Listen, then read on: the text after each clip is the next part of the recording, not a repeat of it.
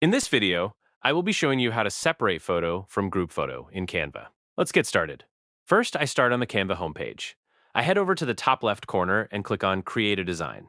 From the menu options, I choose YouTube Thumbnail to open up a fresh, blank canvas for my project. Now that the canvas is ready, I navigate to the left sidebar and click on Uploads to bring in the group photo I want to work with.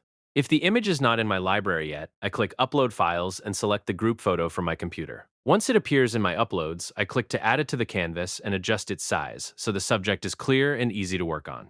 With the group photo selected on the canvas, I click on Edit Photo in the top toolbar to access Canva's editing features. To separate the specific photo or person from the rest of the group, I select the Background Remover tool under Magic Studio. Canva automatically processes the image, removing the background and surrounding subjects. To make sure the separation is clean and accurate, I can use the Erase Brush option to remove any leftover details or extra elements from the group photo. After fine-tuning the edges, I click back onto the canvas.